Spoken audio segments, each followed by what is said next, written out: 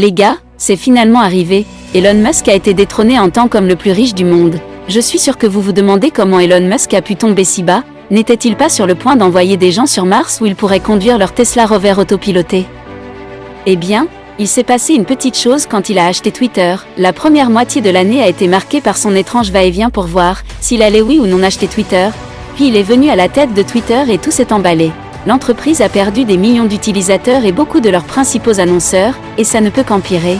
Il est prévu que jusqu'à 30 millions d'utilisateurs devraient quitter Twitter au cours des 2 prochaines années. En attendant, les choses n'ont pas été si chaudes dans son entreprise favorite non plus. Tesla a perdu 900 milliards de capitalisation boursière au cours d'une année difficile, rendue plus difficile par l'image publique défaillante de leur leader intrépide au début de 2022. Elon Musk était assis au sommet d'une énorme montagne de richesse de plus de 200 milliards. Maintenant, cette richesse a chuté de tout son poids, jusqu'à 168 milliards, un véritable plongeon pour le milliardaire le plus célèbre du monde. Littéralement personne ne comprend pourquoi il a décidé de prendre le contrôle du Titanic de Twitter, au moment où il se précipite vers un iceberg. Parfois l'ego prend le dessus, j'imagine. Ok, je ne peux pas le cacher plus longtemps, maintenant tu dois savoir qui est le nouveau roi du trône, le plus riche en fait. Notre trône est comme le trône de fer de Game of Thrones, mais fait de dollars au lieu d'épée fondue. L'homme qui a réussi à virer Musk ne devrait pas être une surprise. Pour quiconque, le milliardaire français Bernard Arnault a eu une excellente année. Il est le PDG de LVMH, c'est la plus grande entreprise de produits de luxe au monde. La marque comprend des marques comme Marc Jacobs, Louis Vuitton, Hennessy, Sephora et bien d'autres encore. Ces grandes marques sont la raison pour laquelle Arnold vaut actuellement 172 milliards de dollars. En ce qui concerne les achats de milliardaires, il n'a aucun intérêt pour la philosophie qu'Elon a adoptée depuis quelques temps maintenant. Il aime faire plus grand et plus sophistiqué que n'importe qui d'autre dans le monde.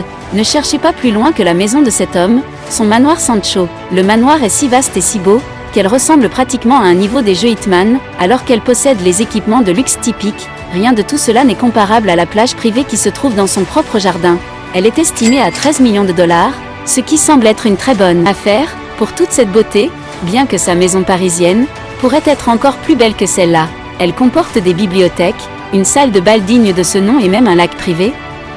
Ça devrait être plutôt sympa parce qu'elle vaut 200 millions. Nous devons aussi parler de son super yacht, qui est connu comme l'un des 100 meilleurs super yachts de tous les temps, le Symphony, s'étend sur 333 pieds, c'est le Louis Vuitton des yachts de luxe. Comme tous les milliardaires de ce genre particulier d'excentricité et de luxe, il a sa propre île privée. L'île Indigo de 135 acres aux Bahamas est un véritable paradis, mais la garder et l'entretenir lui coûterait plus de 300 000 dollars. Par semaine. Il a aussi une excellente collection d'art digne de l'homme le plus riche du monde. Il possède des œuvres d'artistes comme Picasso, Andy Warhol et Henry Moore.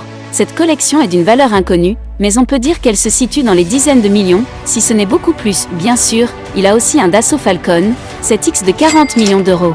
Allez, vous attendez vraiment à ce qu'il se trimballe sur un vol d'American Airlines avec le reste d'entre nous? Je dois dire, qu'en ce qui concerne les hommes les plus riches du monde, Elon Musk était peut-être le plus drôle, Bezos était le génie maléfique, Bill Gates était le philanthrope ringard et maintenant Arnold est celui qui a de la classe. Il y a des chances que son ascension continue tout au long de 2023 et au-delà, bien que le combat soit loin d'être terminé. Je ne sais pas pour vous, mais ça semble injuste, qu'Elon ne soit pas l'homme le plus riche du monde. C'était une si grande partie de sa personnalité. Y a-t-il un moyen pour lui de rebondir et de prendre l'argent jeté en pâture pour lui-même? Ça s'annonce mal pour Elon Musk qui semble sauter d'un feu de Twitter à l'autre, avec peu de signes que ça va changer. Non seulement ça, mais il y a des rumeurs selon lesquelles des poursuites judiciaires massives vont être intentées contre lui en 2023, pour la façon dont il a géré Twitter, et surtout la façon dont il a viré tant de personnel de l'entreprise, avec très peu d'avertissements. Il y a de fortes chances qu'il perde des millions d'ici 2024, à moins qu'il n'ait vraiment un plan génial. Pour changer Twitter, alors nous devons regarder le reste de la compétition derrière Musk. En troisième, le seul et unique Gautam Adani. Nous avons couvert son succès à gauche et à droite. Le graphique de Forbes qui projette sa richesse montre vraiment à quel point ce type est devenu une menace. En 2020, il ne valait que 8,9 milliards, à peine un prétendant. Puis en 2021, il a grimpé à 50 milliards. Maintenant, il a la médaille de bronze en liquide avec une valeur nette choquante de 125 milliards.